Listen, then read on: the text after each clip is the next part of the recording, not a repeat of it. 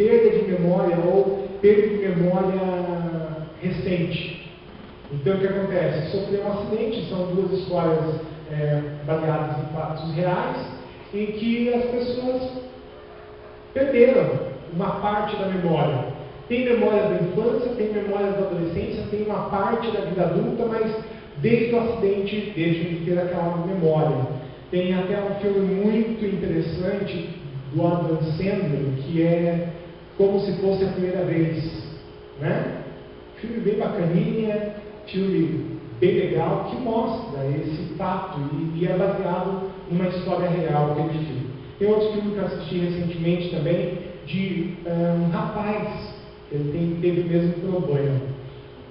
Acontece de perder a memória, mas acontecem traumas espirituais que também nos tiram a memória. Acontecem fatos na nossa vida espiritual que acabam com a nossa memória espiritual. E se a gente não se cuida, daqui a pouco a gente não lembra mais das coisas que Deus fez ou das coisas que Deus faz.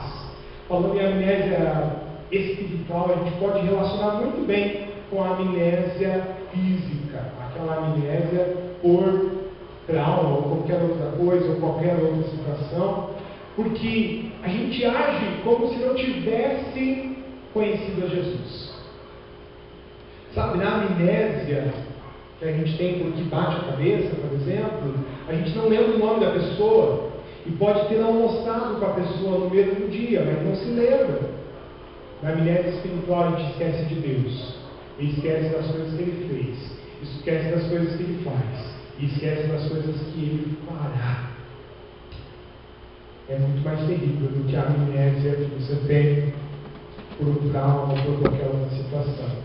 Hoje a gente vai ouvir o Senhor nos mostrar que os milagres nos perseguem. Os milagres, na verdade, não são eventos na nossa vida, mas são uma constante. Basta a gente perceber, basta a gente entender. Os milagres, eles acontecem todos os dias. Eu gosto de pensar que Jesus fez muitos milagres. E nós vamos perceber na Bíblia, e eu separei alguns textos aqui, como Mateus 8,16, Mateus 9,35, Mateus 14,36, Marcos 3,10, e são apenas alguns, que a Bíblia fala o seguinte: e Jesus, passando por ali, fez muitos milagres. O autor não conta quantos foram esses milagres, não conta quais são esses milagres, mas dá uma ideia para nós de que foram muitos. E pode ter curado dor de cabeça, pode ter curado AIDS, a AIDS não existia, né? Jesus continua fazendo milagres hoje. Jesus curou inúmeras pessoas e fez muitas proezas, muitas maravilhas. Acontece que Jesus continuou fazendo isso na história da igreja. A igreja de Jesus, ela provou dos milagres de Deus ao longo desses 2000 anos. Quer ver? Um fato curioso: a Bíblia está aí na tua mão. A Bíblia é um grande milagre de Deus. A Bíblia foi composta no intervalo de 1200 anos. A Bíblia, ela foi escrita por 40 a 60 pessoas. E a maioria desses 40 a 60 autores não se conheciam. Não se conheciam, nunca se conversavam. Mas o teor dos livros é exatamente o mesmo. Do começo até o fim, aponta para Cristo Jesus. Desde o livro de Gênesis até o livro do Apocalipse, aponta para uma pessoa, Jesus Cristo. E como que esses autores escreveram desse jeito, sem se conversar, ou sem ter um manual de... Eu vou ler um manual aqui de como escrever esse livro. Não tinha, era o Espírito Santo, é milagre. Mas tem outros milagres. Quer ver um exemplo muito interessante? Lá por 1947, tinha um menininho que estava jogando pedra no mar morto. E ele estava lá jogando pedra, e de repente ele escutou um barulho. Tum! E aquele barulho chamou a atenção dele. Ele falou: tem coisa dentro daquela caverna. Ele entrou na caverna, chama-se caverna de Qumran. Ele abriu onde estava fazendo aquele barulho eram, na verdade, vasos de cerâmica. E ele abriu aqueles vasos de cerâmica e tinha textos da Bíblia ali dentro. E incrível, os textos datavam do século II a.C., ou seja, 200 anos antes de Jesus nascer. Olha só que interessante. Esses livros eles foram preservados, intactos, até 1947. E olha só, mais interessante ainda, o teor desses livros é o mesmo que nós temos na nossa Bíblia hoje. É a mesma coisa que estava escrito. Ou seja, Deus preservou por milagre, os textos que nós temos hoje na nossa Bíblia. Jesus fez muitos outros milagres. O fato da igreja ter prevalecido até hoje é o grande milagre de Jesus. A igreja foi perseguida durante o Império Romano. Aliás, só podia haver uma religião no Império, que era a religião romana. E olha só, o Evangelho veio chegar até nós hoje, 2000 anos depois. Isso só pode ser milagre de Deus. Jesus cuidou da sua igreja enquanto muitos cristãos foram mortos na arena. A arena era o lugar em que pessoas lutavam entre si, ou pessoas lutavam com animais, e os romanos ficavam aplaudindo. Era o circo daquela época. E olha só, o maior prazer dos romanos era jogar cristão lá dentro. 2 tipos de pessoas frequentavam as arenas lá do lado de dentro, ou na lona da arena: inimigos do império e cristãos. Eles preferiam cristãos. Tem um livro chamado As Catacumbas de Roma. Esse livro conta a história da igreja do 1º até o 3º século. Sabe o que acontecia, irmãos? Eles tinham que se reunir como igreja nas catacumbas de Roma, lugares em que depositavam seus mortos. As células aconteciam naquele ambiente, porque a igreja era uma igreja perseguida. Mas olha só que interessante, a igreja chegou até nós. A fé sobreviveu. E quanto mais o império perseguia os cristãos, mais os cristãos se multiplicavam, mais o povo de Deus crescia. Milagre de Deus. Quantos hereges surgiram no meio da igreja? Quantos começaram a pregar mentiras no meio da igreja? Pessoas pregando fé falsa, aquilo que não era realidade bíblica. E a fé verdadeira chegou até nós. Como? Milagre. É importante nós termos memória, não é? É importante você pegar um bom livro de história e ler o livro de história e perceber os fatos históricos. É legal, é interessante, mas o mais impressionante de tudo é que você consegue ver de onde nós viemos e consegue, de certa forma, ver para onde a gente está caminhando. Porque você confronta. E você vai perceber que o ser humano, ele sempre passou por situações nessa vida em que ele corria para tudo quanto é lado, mas para longe de Deus. E isso a história nos mostra. Primeira coisa que Deus quer falar conosco nessa noite é: igreja, lembre-se dos milagres particulares. A gente fala, Deus faz milagre. Deus faz que tipo de milagre? Jesus fez milagre na minha vida. Qual? Qual milagre ele fez? Vamos fazer uma regressão? Pastor, misericórdia, sangue de Jesus tem poder. Não. É a regressão saudável, tá bom? Eu quero voltar com você lá na tua infância agora e ver o que foi que Deus fez na tua infância. De onde foi que você veio? Você já pensou nisso? Já parou para pensar? Como é que era lá no Piauí? Tem bastante piauiense aqui hoje. Aliás, sempre tem muito piauiense nessa igreja. Já voltou lá no Piauí agora? Como é que era a infância? A gente estava falando essa semana na célula, né, que a gente era pobre. Lembra disso?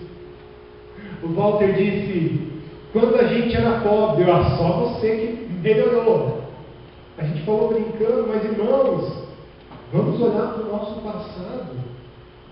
Teve um dia que eu passei uma tarde com a irmã Francisca e ela me contou como é que era a infância dela. E daí ela me deu um livrinho que ela produziu sobre a infância dela. Eu estou com o livrinho lá em casa, inclusive. E ela conta: olha, a gente fazia isso, a gente fazia aquilo outro, era assim, era assado. Irmãos, que vida difícil. E a gente olha hoje para a nossa vida e a gente vai perceber que tudo é mais fácil, tudo é mais simples, tudo está na ponta dos dedos. Mas antigamente era mais difícil. Agora, quando você era criança, eu tenho certeza que você tinha medos. E os medos eles passaram. Eu tenho certeza que você teve insatisfações. Eu tenho certeza que você tinha sonhos.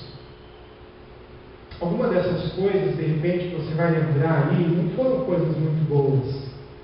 Algumas dessas coisas foram coisas que te decepcionaram, te deixaram triste. Mas Deus cuidou de cada detalhe da sua vida. Na tua adolescência, quantos amigos você tinha? Quais eram as pessoas que te cercavam? Talvez você está passando pela adolescência agora, e talvez você já passou há bastante tempo, mas veja só, algumas pessoas queriam te induzir ao erro, outras cuidaram de você. Se você está passando pela adolescência agora, tem alguns adolescentes aqui, talvez alguns te induzem ao erro, talvez alguns gostem de você e cuidem de você. Alguns de nós tivemos um passado terrível, difícil. Alguns de nós não tivemos passado terrível, difícil. Na fase adulta, os problemas eles mudam, não é verdade? Aí sim, os problemas eles crescem. Aumentam os problemas na fase adulta? Sim ou não? Sim. Não. Só muda a dificuldade. Só muda o grau de dificuldade, gente. Olha só, para uma criança o desafio é andar. O mesmo desafio da criança a aprender a andar é o teu desafio no primeiro dia de trabalho. É a mesma coisa. Só muda o grau de dificuldade. Assim como para a criança é difícil. E a criança quer desistir. E a criança chora. E a criança já não quer mais andar. No primeiro tombo que levou. E você olha, oh meu Deus, você vai ganhando muitos tombos mais ainda. Por que é tão fácil para você? Porque você já passou por aquela fase. Mas para a criança é terrível e tenebroso. Para um adolescente que enfrenta bullying na escola, para você é bobagem. Mas para um adolescente, não. Para ele é terrível. E talvez para você, quando você chega no teu trabalho, vai lá apresentar o teu trabalho e a pessoa olha para você, que péssimo trabalho, hein? É a mesma dor que o adolescente sofre quando sofre bullying. É a mesma coisa. Só muda o grau de dificuldade porque nós estamos mais maduros. Mas as dificuldades dessa vida são as mesmas.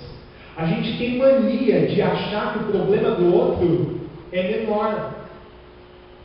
Por quê? Porque a gente já passou por aquilo. Ou porque não é o nosso problema. É verdade. Se você parar para pensar e agora um pouquinho, você vai ver o quanto você sofreu na sua infância. O quanto você sofreu na sua adolescência. E você vai dizer, poxa vida, é verdade. Os meus problemas lá eram grandes. Porque eu era pequeno. Quando eu sou pequeno, os meus problemas são grandes. Agora que eu sou grande, os meus problemas são maiores. Porque eu continuo sendo pequeno. Mas a gente tem que lembrar. E sabe aquela frase? Não diga o problema, não diga que você tem um grande problema, mas diga o problema que você tem um grande Deus. Já leu essa frase em algum lugar? Já viu isso? Pois é. Todos os problemas que ficaram para trás agora são bem pequenininhos. Porque Deus fez você passar por tudo isso. Deus fez você ultrapassar as barreiras. Sabe, esse exercício de voltar no passado, voltar nas lembranças, é importante para nós vermos que tudo que aconteceu na nossa vida foi permissão de Deus, mas Deus esteve cuidando, Deus esteve no processo. Sabe, desde as quedas da infância, podia ser algo pior, não podia? Quantas crianças caem na infância e têm traumas para o resto da vida? E tem transformações do seu corpo para o resto da vida? E você não. Quantas crianças foram brincar, conversando com uma irmã há algum tempo, ela falou da história da filha dela, né, que eram membros aqui dessa igreja.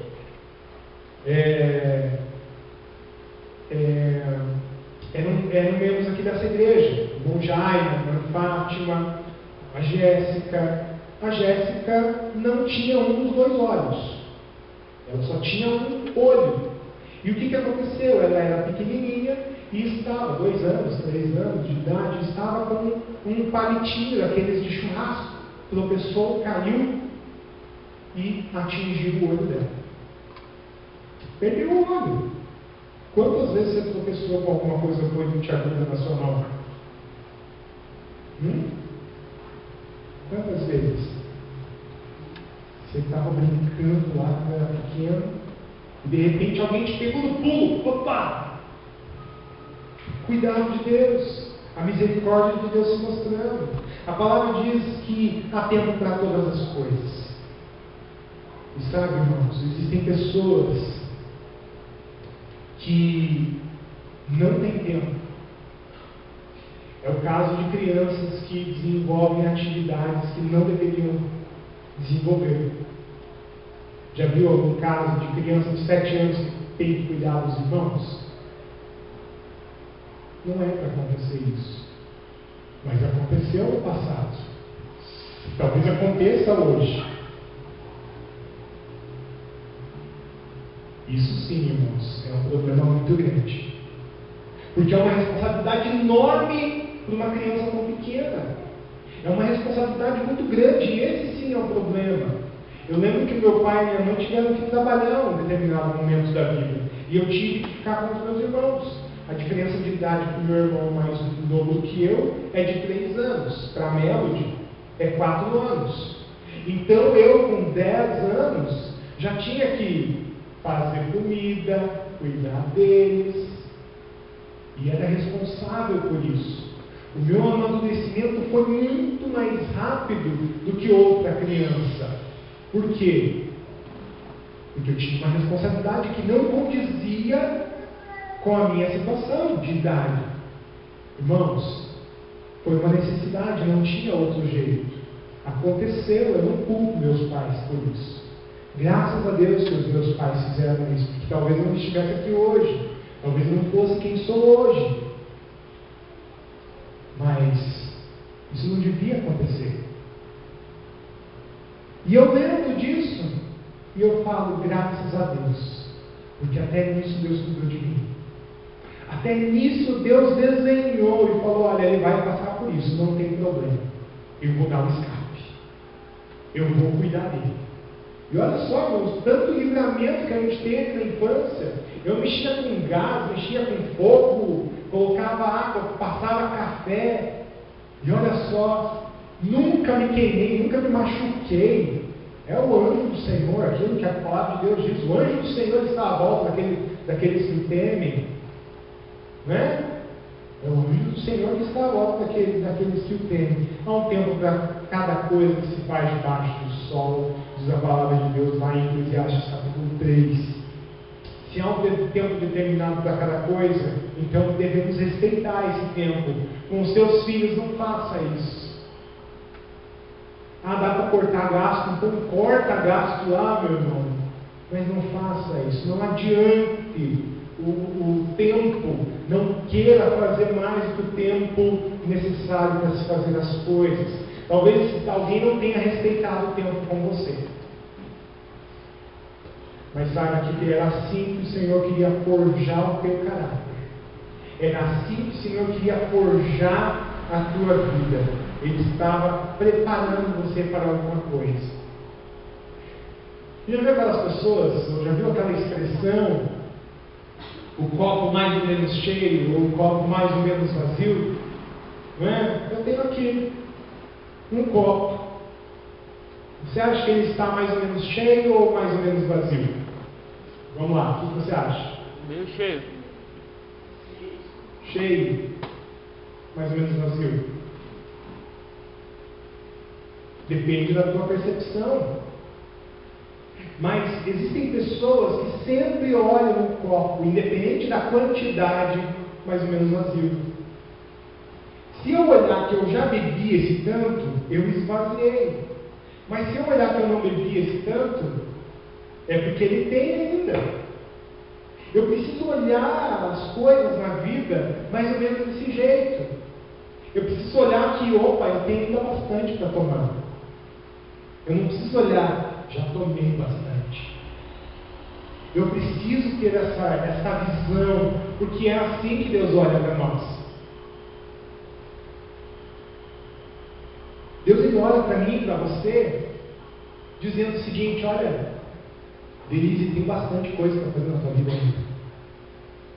Tem muita coisa para fazer. O meu trabalho ainda não acabou. É assim que Deus fala para mim. É assim que Deus fala comigo. Meu trabalho ainda não acabou, eu tenho muito ainda por fazer. Creia que Deus tem muito ainda para fazer na sua vida. Deus tem muito para fazer. Eu tenho o privilégio de ter, não porque eu mereça, ou porque eu sou melhor ou mais bonito do que qualquer um, mas Deus planejou que fosse assim. Eu conheci Jesus com 5 anos de idade, me lembro até hoje, quando eu conheci a Cristo. Tomei a decisão por Jesus quando eu tinha 7 anos de idade, numa escola bíblica dominical. Então, quer dizer, desde muito cedo eu tenho experiências com Deus, e glória a Deus por isso. Então, eu tenho muitas experiências. Eu podia aqui passar a noite contando, desde a minha primeira experiência lá, até, sei lá, até hoje. Até hoje na hora do almoço, até hoje à tarde, porque tudo eu vejo a mão de Deus, tudo eu vejo a mão de Deus, cada detalhe, porque é assim, cada detalhe do teu dia, Deus está ali, ó, milimetricamente controlando, fazendo, te aperfeiçoando. E comigo foi assim, quando eu tinha 5 anos de idade, antes mesmo de eu ter tomado a decisão por Jesus, eu tive minha primeira experiência de milagre com Deus. Você consegue lembrar dos milagres que Deus fez na sua vida? Consegue? Sim. Sim ou não? Sim. Consegue? Eu lembro dos milagres com detalhes assim. E eu acho que eu já contei para você, e talvez você vai escutar essa história de novo. Tenha paciência, porque talvez teu irmão do lado não escutou, talvez alguém que está escutando lá pela internet depois não escutou esse milagre. Mas eu vou te contar. Eu tinha 5 anos de idade e a minha família era muito pobre. Meu pai ganhava hoje o equivalente a uns R$500 por mês, R$700 por mês, para sustentar 3 filhos e a minha mãe. Porque a minha mãe teve que largar o trabalho para cuidar de nós 3. Então era um salário muito baixo para cuidar de uma família, né? Eu sei que tem muitas famílias que vivem com isso hoje, mas irmãos, vamos pensar, para você ir no mercado e fazer as compras do mês para sua família, quanto você gasta? Se você for comprar tudo que é necessário, já vai os R$700. E era mais ou menos isso que meu pai ganhava. Então não tinha assim dinheiro para comprar os nossos desejos, né? Hoje meus filhos pedem: pai, acabou o danoninho. Vai lá o pai comprar lá no mercado. Mãe, acabou, como é que é o nome daquilo que a Sara queria essa semana? Nesquik. Mãe, acabou o Nesquik. Não é Nescau, é o de sabor de morango. E a gente às vezes se sente, né? Talvez você passa pela mesma coisa lá como pai, como mãe. A gente se sente como se fosse o pior pai do mundo se não vai lá e não compra. Não é assim? A gente se sente mal por não ir lá e comprar. E a gente vai lá e compra, mas naquela época não tinha nem que quisesse, nem que desse um jeito, nem que não tinha como. E eu tive vontade de comer uma maçã. Naquela época a fruta era muito cara, era só o que nascia no pé, dentro de casa. Não era fácil. E eu queria comer uma maçã, uma das frutas mais vendidas, uma das mais caras também. E a minha mãe na hora falou: filho, a mãe não tem dinheiro para comprar maçã para você. E eu dei mais uma volta, fui lá fora, brinquei um pouco e voltei e falei: mãe, e se eu pedir para Jesus a maçã, ele me dá? Na hora minha mãe começou a chorar. E ela disse: sim, filho, se você orar para Jesus, Deus te dá a maçã. Na mesma hora eu fui pro pé da cama dela, ela ficou me olhando: o que ele vai fazer agora, né? Corri para a cama dela, me ajoelhei no pé da cama e pedi: Senhor Deus, quero uma maçã, em nome de Jesus, amém. Saí do quintal e fiquei esperando uma maçã cair, porque minha mãe falou que Jesus me dava uma maçã, alguma hora a maçã ia cair do céu. Ô irmãos, qual foi a minha frustração que não caiu maçã nenhuma do céu? Então eu fui pro portão de casa e fiquei assim, ó, grudado na grade do portão, enfiei minha cabeça assim, fiquei assim, ó, marcado com a grade. E a minha mãe muito entristecida, né? Ficou lá: poxa vida, não tem uma maçã para dar para esse piado. Passou horas, já era de tarde, no final da tarde, estava subindo um rapaz, era uma descida assim, a casa da minha mãe, estava subindo um rapaz que sempre passava na frente de casa, ele era pastor.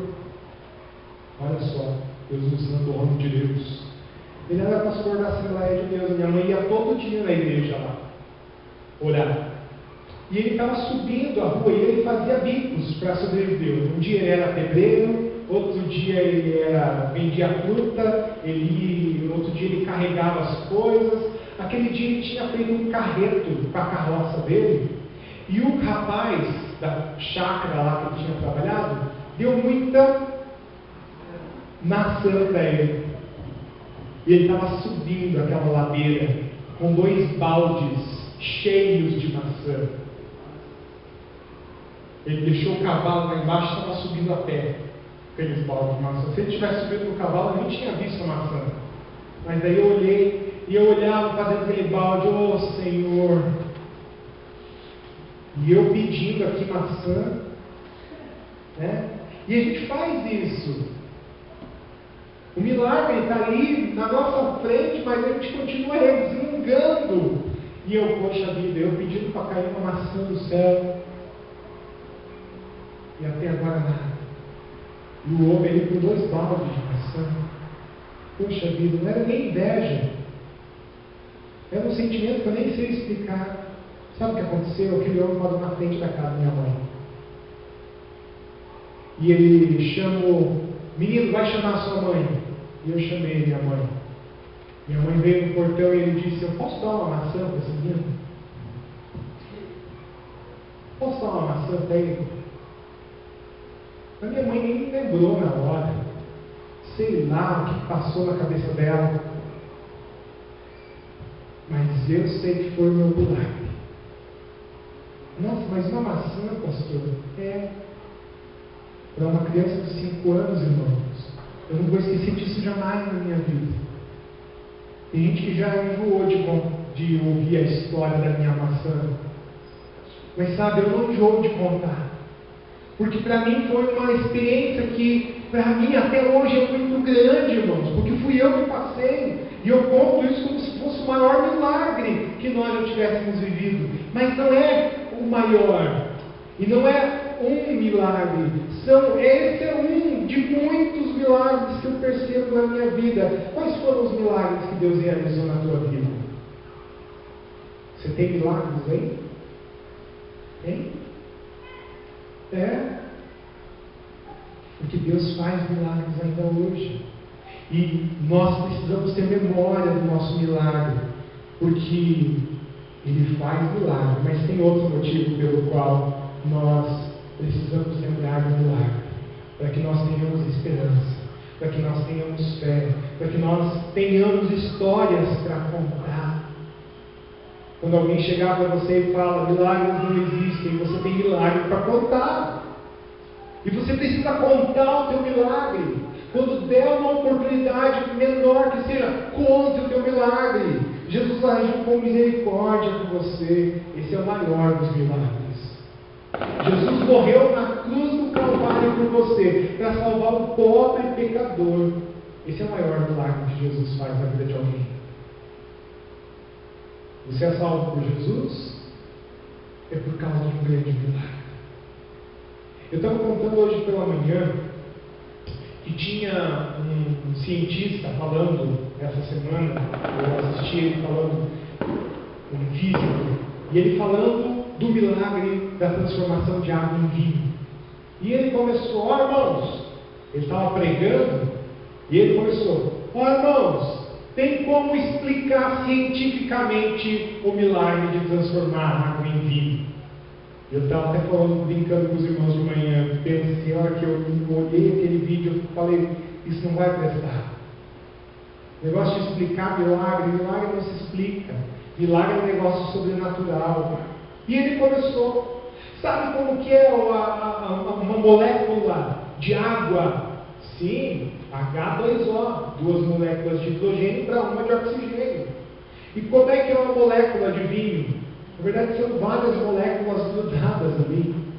E o vinho, na verdade, ele compreende um monte de elementos químicos. Então, várias e várias cadeias de carbono. Mas tem como transformar? Ou tem. Só tem um acelerador de partículas. Ah, é? Um acelerador de partículas. Pois é. Só que para gerar energia para um acelerador de partículas que fizesse a transformação de água em vinho, precisava de pelo menos mais 5 por você. Outro tema, igreja, lembre-se dos milagres coletivos. E aí fica mais fácil. Fica mais fácil. Porque Jesus faz muitos milagres. Quer ver? Quais os milagres na história dessa igreja aqui local? Você conhece algum milagre de Jesus aqui? Sim ou não? Sim. Sim.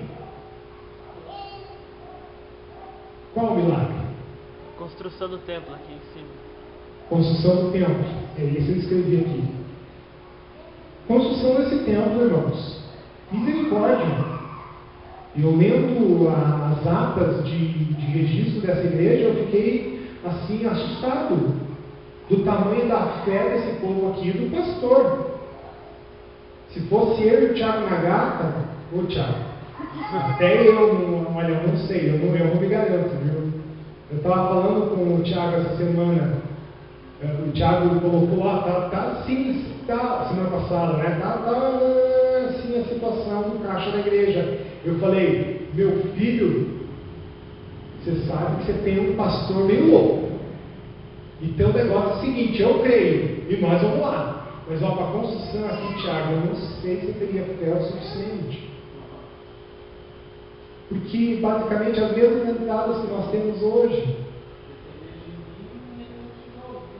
Não ia ter tijolo. Porque, irmãos, foi milagre de Jesus. Não tinha dinheiro para fazer. Eu estava falando com o pastor Levi algumas semanas atrás, eu falei, pastor, olha, eu tinha vivido. Porque levar uma igreja a construir um templo desse que nós temos, sem dinheiro nenhum em caixa, sem reserva financeira, sem nada, não é para qualquer um. Mas não é porque o pastor ou porque a igreja, não. Ah, pastor, mas foi o dinheiro que nós juntamos. Sim, mas foi Deus que manifestou a sua graça, porque mesmo que vocês juntassem, Deus não conseguiram, irmãos. Desculpa falar, mas não tinha jeito. Não tinha. Milagre de Jesus. Eu lembrei de outro milagre aqui nessa igreja, que talvez vocês não lembrem, talvez vocês não saibam. Visitei a irmã Denise essa semana. E a irmã Denise estava falando a história do pai dela. O pai dela era desviado, né? Essa expressão que ele usava, desviado.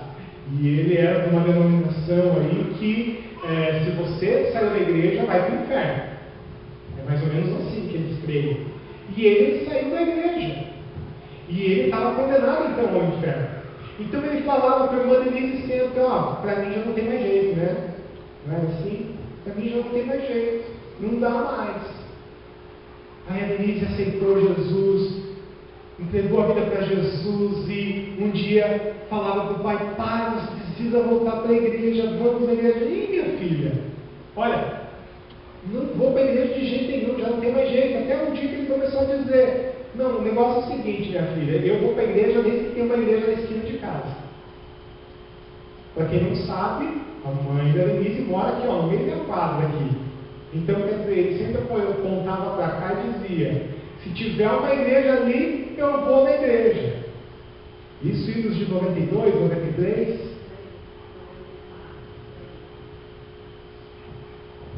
Aí, de repente, a Denise desceu do ônibus lá, veio para a casa do pai, passou aqui na frente, tinha uma faixa aqui: Breve Igreja Batista. Ela chegou chorando lá, ela contou para nós. Chegou chorando na casa do pai. O que foi que está acontecendo, pai? Você falou que só ia para Jesus, só ia voltar para os caminhos do Senhor se tivesse uma igreja na esquina de casa. Está ali, vamos abrir uma igreja. Que você está ficando louco, cara? Uma igreja no meio do bairro novo, aqui, mas pai, vai abrir uma igreja. Denise contou que o pai dela aqui abriu a igreja, ele veio até aqui, tomou decisão por Jesus, entregou no domingo à noite a vida para Jesus. A mãe dela entregou a vida para Jesus. Depois a Denise se tornou membro aqui dessa igreja quando veio morar no bairro de novo. Olha, irmãos, se você não acredita no milagre, você não acredita em Deus, porque Deus é Deus de milagre. Deus faz coisas que nós não imaginamos, Deus faz coisas que nós nem pensamos. Uma igreja na esquina da casa do homem que falou: só se um dia tiver uma igreja. E a igreja foi aberta aqui. Por que Deus abriu a igreja aqui no bairro novo? Talvez para salvar aquela vida ali. Mas eu creio que é para salvar muito mais. Eu creio que é para salvar muito mais vidas, porque esse é o maior milagre que Jesus gosta de fazer, é salvação. Aliás, o nome Jesus significa a salvação de Deus. Jesus. Esse é o significado do nome do nosso Deus. Jesus, salvação do nosso Deus. Muitas outras almas foram apresentadas por Jesus. A Jesus aqui nessa igreja, não foram? Quantas outras almas foram ganhas aqui nessa igreja? Muitas outras. E quantas ainda serão? Eu não sei. Eu estou esperando 200. Você esqueceu? Eu não. Eu estou esperando ainda. Eu estou esperando. Ainda dá tempo nesse ano. Ai, pastor, não dá tempo. Dá, ou se dá. Israel esteve sob escravidão durante 400 anos no Egito. Sabia disso? Pois é. 400 anos. Quando Jacó chegou no Egito, até o dia em que o povo saiu de lá, deu 400 anos. Só que havia uma promessa, meus irmãos. Havia a promessa feita a Abraão, que a descendência dele iria dominar sobre Canaã. Durante 400 anos, os israelitas ficaram aguardando esta promessa. E passava de pai para filho, esta promessa. Quando o povo saiu do Egito, eles lembravam lá da promessa feita a Abraão. Porque o pai contava para o filho: teu trisavô falava o seguinte. Teu trisavô contava uma história para nós quando a gente era criança. Acredite. Acredite. E sabe, o povo um dia saiu do Egito. Deus usou Moisés, usou Arão e fez milagres maravilhosos. Não é? Eu não incentivo que você assista a novela lá daquele canal, tá bom? Os 10 mandamentos, leia a Bíblia, que é melhor. Leia a Bíblia que é melhor, tá bom? Eu realmente tentei assistir algumas vezes e fiquei assim, sabe? É novela, é igual novela. Tá bom? Então leia na Bíblia que é melhor. Quando o povo saiu do Egito, eles viram uma série de milagres que Moisés realizou, que Deus realizou através de Moisés. Deus provou o amor deles, provou o seu amor a Israel durante os 38 anos que eles passaram no deserto em seguida. Passaram 400 anos no deserto, depois 400 anos sob escravidão, depois 38 anos no deserto, pastor.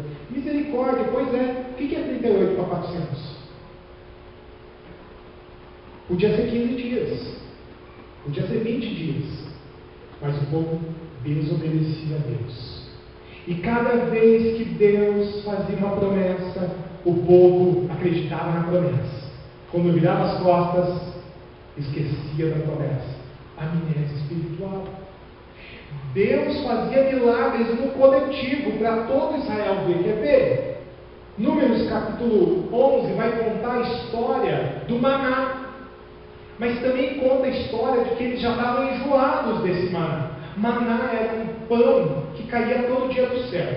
Na verdade era uma semente, como se fosse uma semente. E eles amassavam aquela semente, batiam aquela semente e depois faziam um pão com aquela semente, como se fosse o trigo.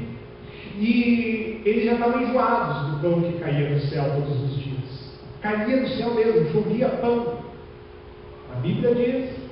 E a Bíblia diz ainda que o milagre era tão grande que eles só podiam colher a quantidade para um dia. No dia seguinte, eles iam lá e colhiam para mais um dia. Se eles colhessem a mais, o que acontecia? Estragava. Mas na sexta-feira, eles podiam colher 2 vezes, em dobro. E para o sábado, não estragava. Mas no domingo, se eles colhessem 2 vezes, estragava. Olha só que milagre. Milagre, irmãos. Era pão que descia do céu. Mas eles enjoaram. Lá no capítulo 11 de Números, nós vamos ver que, na verdade, eles enjoaram e pediram para Deus carne. A gente comia carne no Egito, aqui não tem carne para comer. Só tem esse maná, esse troço, esse teco. Quantas vezes a gente faz isso com Deus? Quantas vezes Deus providencia as coisas para nós e nós falamos, só tem isso, mas não tem outra coisa? O meu não pode ser melhor? Nós fazemos como os israelitas, continuamos fazendo exatamente igual, irmãos, infelizmente. A Bíblia fala, lá em Deuteronômio capítulo 8, versículo 4, que nem as sandálias, nem as roupas dele se gastaram durante os 48 anos. Sabe o que quer dizer isso? Quer dizer que a criança crescia com a roupa do corpo. É isso. Quer dizer que as mulheres, elas não trocavam de sapato que nem as mulheres trocam hoje. Aliás, estava fazendo uma visita ontem, o marido reclamando, como todos os maridos, né? Tem muito sapato. Tem muito sapato.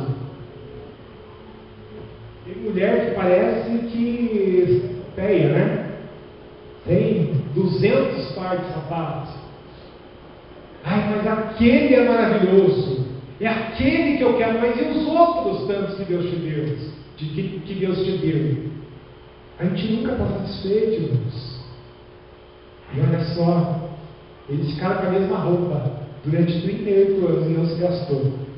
As sandálias dele não se gastou no pé. Imagina você andar 38 anos com o mesmo sapato. Irmãos, hoje eu troco de sapato pelo menos 2 vezes no ano, porque não aguenta. Não aguenta.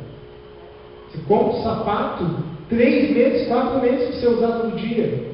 Porque assim, eu sempre uso um sapato de cada vez, né? Agora que a Evelyn falou ontem, você não pode falar nada. Você não pode falar nada. Você tem a mesma quantidade de sapato que eu. Primeira vez na vida. Depois acumulando sapatos. Mas sabe, eu sempre tive um par de sapatos só. Um par de sapatos já estava suficiente. Ou 2, né? Um pretinho e o outro de outra qualquer cor. Né? É assim que é o suficiente para um homem. Mas sabe, irmãos, ficar a vida inteira com um par de sapatos só, não dá. Não dá. E foi assim que o povo de Israel viveu. E Deus providenciou sempre. Sabe, amados, o povo de Israel pecou muitas vezes contra Deus. Mas uma coisa eles fazem até hoje, que é contar das milagres e das maravilhas de Deus. Todo ano na festa da Páscoa, os judeus até hoje celebram contando a história, a mesma história.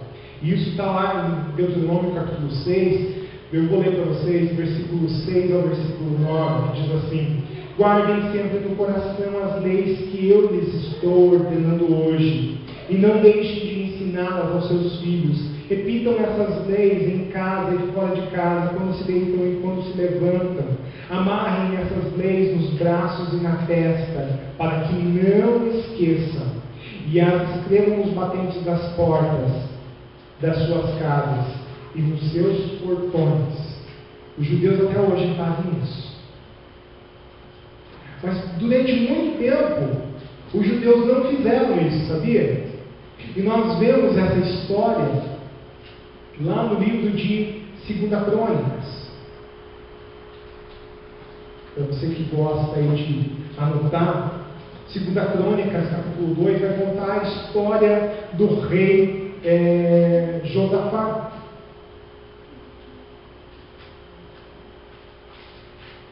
O rei assumiu quando tinha apenas 8 anos de idade. Ele assumiu e começou a seguir os passos que o Senhor mandava ele seguir. E este rei, ele obedeceu tanto a Deus que, quando ele chegou na adolescência, lá, com 8 anos de idade, ele assumiu o poder. Lá na adolescência, ele mandou reconstruir ou reformar o templo de Jerusalém. E um belo dia, os sacerdotes estavam lá fazendo a faxina no templo e encontraram algo sobrenatural. O que eles encontraram? O que eles encontraram, Aurélio? Eles encontraram a palavra de Deus. Como assim? O povo de Deus não conhecia a palavra? O povo de Deus já não conhecia mais a palavra de Deus. Porque esse mandamento aqui de repetir aos filhos, também tinha um mandamento que dizia assim, uma vez por ano, o sacerdote deve reunir todo o povo de Israel e ler toda a lei do povo. Os sacerdotes já não estavam mais obedecendo a Deus. O povo já não obedecia mais a Deus e esqueceu o que não devia jamais esquecer. Irmãos, de repente vem lá o oficial do rei e traz diante do rei: Rei do céu, Jesus misericórdia, encontramos um negócio que você precisa ver. E a Bíblia conta lá em 2 Crônicas capítulo 2 que o rei leu e ele rasgou as suas vestes, que era um sinal de desespero na época, colocou cinza em cima da cabeça e começou a gritar, desesperado. E ele falou: Deus, perdoa-nos porque nós pecamos contra o Senhor.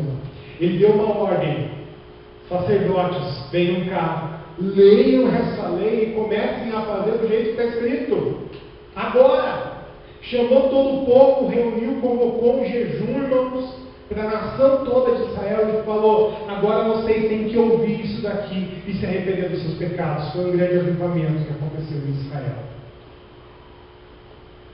Quanto tempo faz que você não lê a palavra de Deus? Quanto tempo faz que você não segue as orientações de Deus? Quanto tempo faz que, como família, vocês não fazem isso? Isso é muito importante, meus amados. Esse é o segredo de permanecer sempre com a memória ativa. Israel perdeu a memória e nós, os filhos de Deus, perdemos a memória porque nós não ouvimos a palavra de Deus. Deus quer que, como igreja, nós nos voltemos à sua palavra, e é o que nós temos tentado fazer, não é? Nós precisamos voltar à palavra, precisamos mergulhar nela. senão a gente não vai lembrar do que Deus fez. Senão a gente não tem memória para contar do que Deus pode e quer fazer. E o último assunto dessa noite, igreja, lembre-se das promessas dos milagres. Lembre-se das promessas dos milagres. Lembrar das coisas quando você não vê, fica bem difícil, bem complicado. É a mesma coisa, em tempos difíceis, é muito complicado lembrar das coisas boas, não é? Quando está com dificuldade financeira, oh meu Deus, como era bom aquela época em que a gente fazia isso, aquilo outro. É a mesma coisa que nos dias de tempo ruim, sabe? Aquele tempo fechado, você lembrar dos tempos dos dias de sol. Em Curitiba tinha ano que ficava 2, 3 meses com o céu fechado, lembra disso? As coisas topavam por mais de metros dentro de casa. E você ficava, oh meu Deus, como era bom o sol. E você nem lembrava como é que era o sol. Quando saía o sol, você, nossa, olha só, a roupa seca no varal. As melhores coisas. Porque quando a gente está passando por momentos difíceis, lembrar das coisas boas é bem difícil. Olha, a fé é o firme fundamento das coisas que se esperam e a prova das coisas que não se veem. Hebreus 11, 1. Você não vê e você acredita, isso é fé. Mas fé é mais do que acreditar. Fé é muito mais do que acreditar. A fé, ela é muito maior. A definição bíblica para a fé é isso daqui, ora. A fé é o firme fundamento das coisas que se esperam e a prova das coisas que não se veem. Mas nós temos fé o suficiente? Ou nós temos alguma fé? Eu sempre faço perguntas nas mensagens, sabe, irmãos? Porque eu acredito que é a forma mais fácil de desafiar. Perguntando. Os meus sermões, Deus me dá sempre com desafios. E o desafio é para mim, o desafio é para você também. E eu fico pensando, será que a gente tem fé? Ô pastor, claro que eu tenho fé, senão não estava aqui. Ô pastor, claro que eu tenho fé, senão não estava ouvindo. Quando nós vemos o Senhor Jesus, lá no finalzinho do seu ministério, ele já morreu, já ressuscitou e agora está 40 dias com os discípulos. E um belo dia ele entra na casa onde os discípulos estavam reunidos e ele diz o seguinte, Lucas 24, 38, 39 diz assim: e ele lhes disse: por que vocês estão perturbados? E por que se levantam dúvidas no coração de vocês? Vejam as minhas mãos e os meus pés, sou o mesmo. Toquem-me e vejam, o espírito não tem carne nem osso. Como vocês estão vendo que eu tenho? Quer dizer, Jesus atravessou uma parede. Naquele caso eles estavam fechados lá, e Jesus atravessou uma parede e entrou na casa em que eles estavam assentados. Esse cara pensando, fantasma. De novo. Mania que ele tem de ver fantasma. E era Jesus. Ele está dizendo, eu sou o mesmo. Sou eu. Vocês não acreditam ainda, meu Deus. Quer ver mais? João 20, 24 a 29. Tomé, chamado Dídimo, um dos 12, não estava com os discípulos quando Jesus apareceu. Ou seja, naquele momento ali, Jesus atravessou a parede, o Tomé não estava. Tomé não era o mais incrédulo dos 12. Ele era só mais um dos 12 incrédulos. Aliás, 11, né? Que Judas já tinha partido. Literalmente partido, segundo Atos, né? Caiu lá, se enforcou, partiu ao meio. Tomé não era o pior deles, irmãos. A gente acha Tomé vir para crer. Não. Todos eles eram terríveis. Todos eles eram difíceis.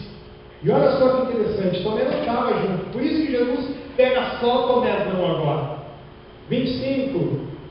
Os outros discípulos lhe disseram: vimos o Senhor, mas ele lhes disse: e se eu não vir as marcas dos pregos nas suas mãos, não colocar o dedo onde estavam os pregos, e não puser a mão no lado, não crerei. No 27, Jesus disse a Tomé: coloque o seu dedo aqui Veja as minhas mãos, estenda a mão e coloque no meu lado. Pare de duvidar e creia. Disse-lhe Tomé, Senhor meu e Deus meu. Agora sim, né? Senhor Deus, Senhor meu e Deus meu. Pois é, então Jesus lhe disse, porque você creu, porque você viu, você creu? Felizes os que não viram e creram. Irmãos, fé baseada em fatos é fácil. Fé baseada na coisa que eu posso tocar, na roda, no lenço, no pano, nas vestes, no prego, na madeira, na imagem, é muito fácil. A fé verdadeira, a fé genuína não precisa disso. A fé verdadeira, a fé genuína não precisa de prova nenhuma. Se alguém tenta provar a fé perde sentido. A fé é algo que eu não consigo explicar. Crer sem ver. E por isso eu preciso ter fé para crer ou preciso crer para ter fé?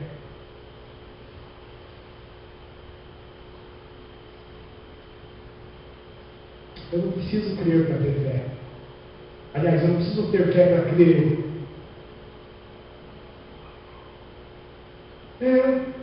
A Bíblia fala do diabo. Ele crê e estremece. O diabo não tem fé. Ele crê, ele acredita. Acreditar é fácil. Ter fé é difícil.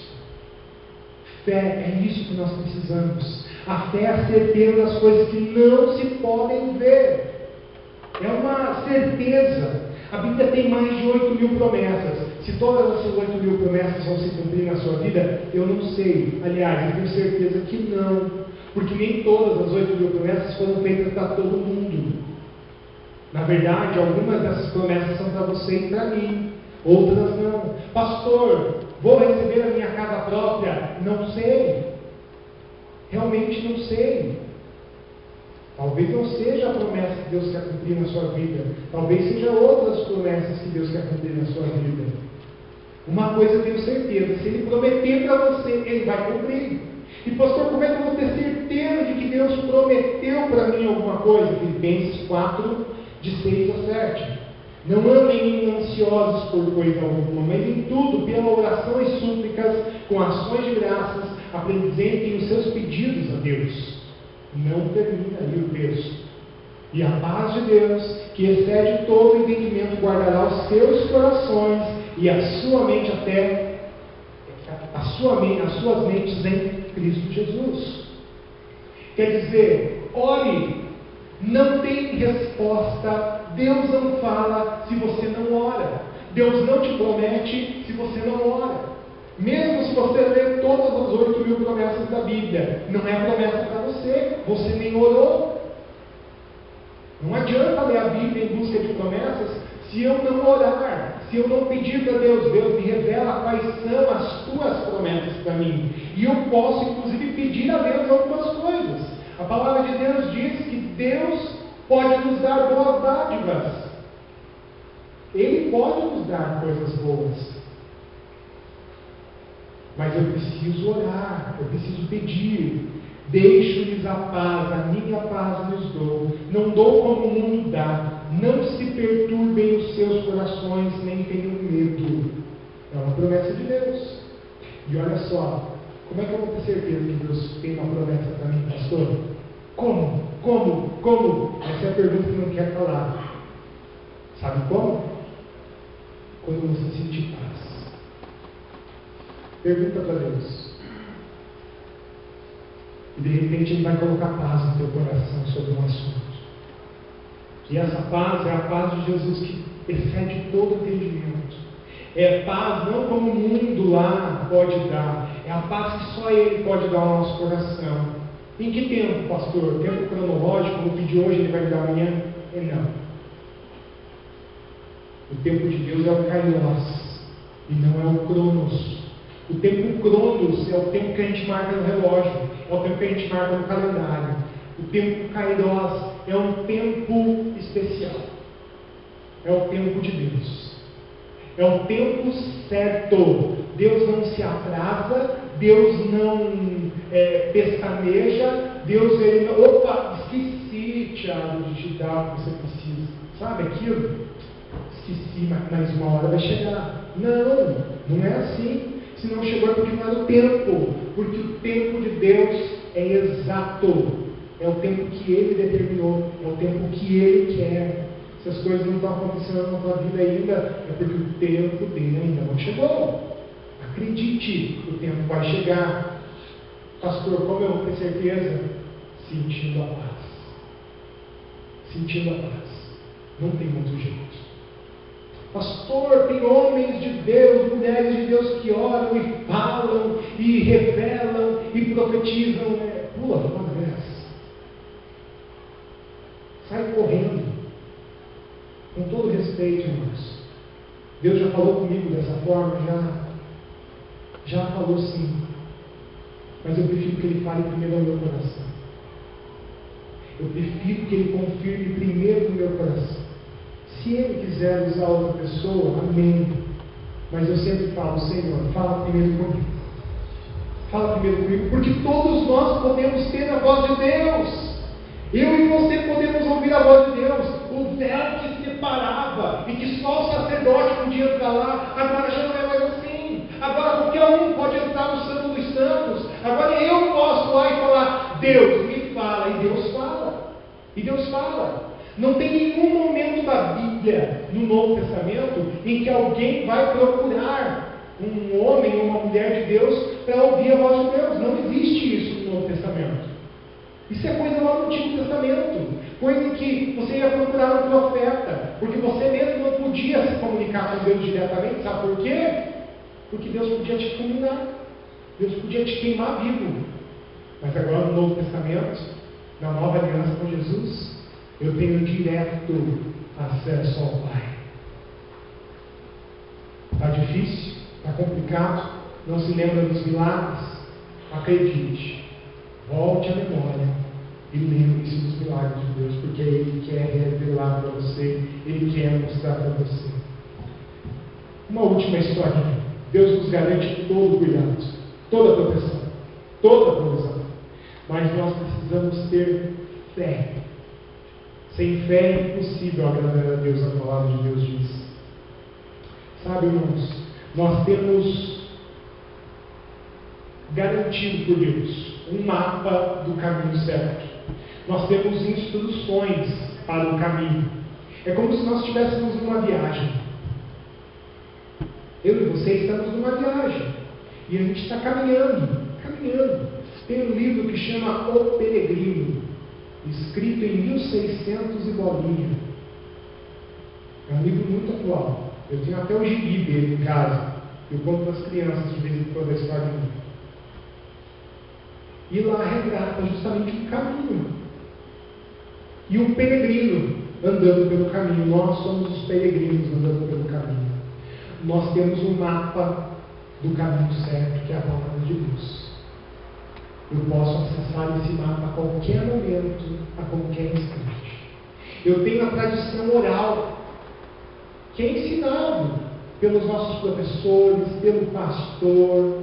Eu ouço outros pastores, outros pregadores por aí que falam da verdadeira palavra de Deus. E eu tenho apoio nessa caminhada. Eu não estou sozinho nessa caminhada, eu tenho gente do meu lado. Eu tenho irmãos que vão caminhando junto comigo. Às vezes a gente esquece de acessar o mapa, a gente esquece da memória, aquilo que está gravado na nossa memória, e a gente esquece que tem companhia. E a gente vai,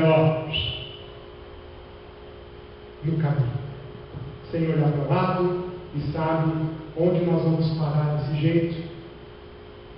Eu não quero nem saber.